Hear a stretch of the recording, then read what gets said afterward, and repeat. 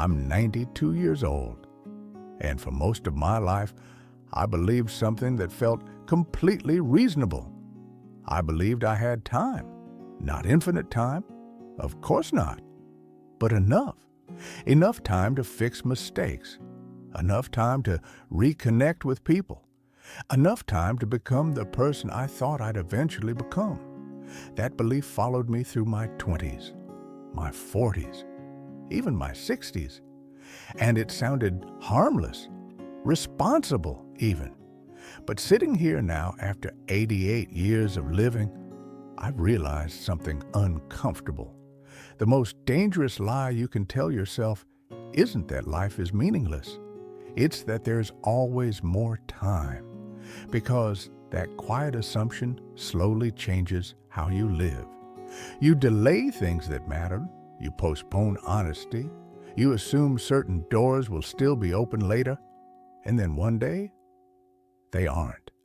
It took me most of my life to understand that, not because I was careless, but because time doesn't teach loudly. It teaches slowly, one moment at a time. The first time I felt it, I was 29 years old when my father died. Heart attack. Sudden. The kind of phone call that turns the air cold around you. The night before he died, he had called me. Just a normal call. He asked how work was going, asked if I'd visit soon. I told him I was busy that week. I remember the exact words. Next weekend sounds better. Next weekend never came. For years, I told myself that moment didn't matter. People miss calls all the time. But the older I got, the heavier that small memory became. Because the truth is, it wasn't just about that phone call. It was about the belief behind it. The belief that there would always be another chance. Life moves quietly. When you're young, life feels like a series of big events. Graduations, promotions, weddings. But those moments are rare. Most of life happens in ordinary afternoons. Driving home from work. Sitting at the dinner table, talking about nothing important. And when you're living those moments, they don't feel meaningful. They feel routine. So you rush through them. I rushed through decades that way, always thinking the real life was somewhere ahead of me. Something I'd reach once things settled down.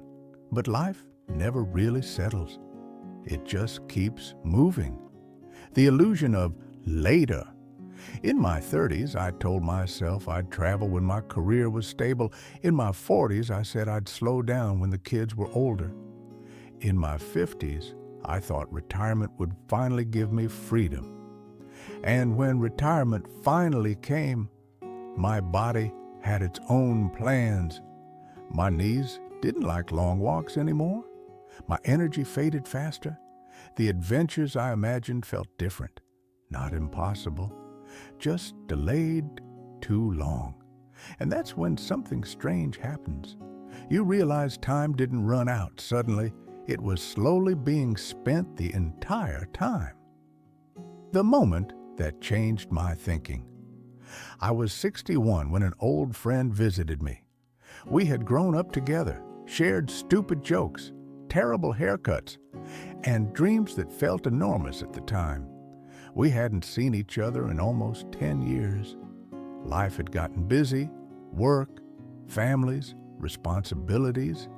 You know the story. That evening, we sat in the backyard talking like we used to. At one point, he looked around and said something simple.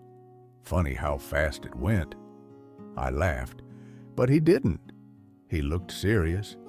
Then he said something I didn't understand until much later. Feels like we were just starting yesterday. 3 months later, he passed away. Stroke. Gone before I fully processed that conversation, and suddenly his words felt different, not nostalgic. Warning. Time doesn't feel like time. While you're living it, that's the trick. You don't feel time passing in dramatic ways.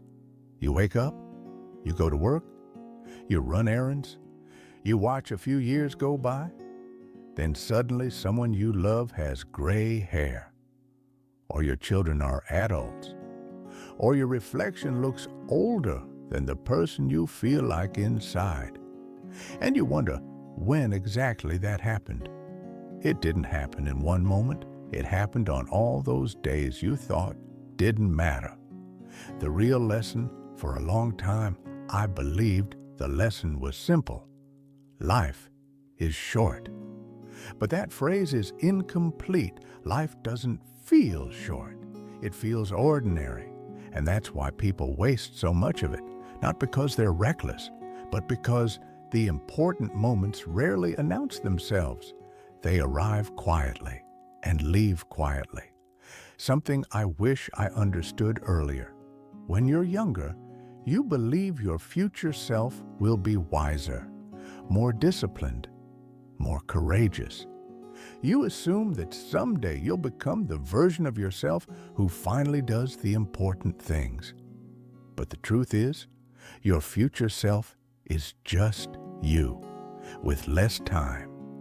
Waiting for motivation later is like waiting for a different person to show up and live your life for you.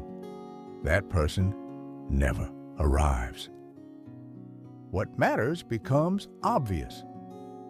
Too late, at 92, the things that feel important have changed dramatically. The career stress that once kept me awake, I barely remember it. The arguments I thought were worth winning, meaningless now. But the moments that stay with me are smaller. A walk with my wife during a random evening, a quiet conversation with my son when he was a teenager, a Sunday afternoon when nobody was in a hurry.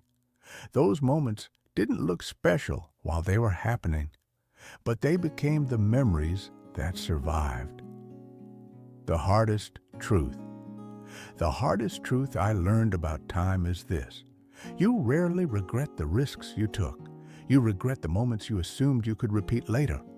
Later is a comforting word, but it's also dangerous because it lets you ignore the value of today.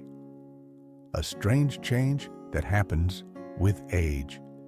As you grow older, something subtle shifts in your mind. You stop thinking in years. You start thinking in chances. Another Christmas with family, another birthday call, another conversation. You begin to realize every ordinary moment is actually a limited opportunity. Not because life is tragic, but because it's temporary, and temporary things deserve attention.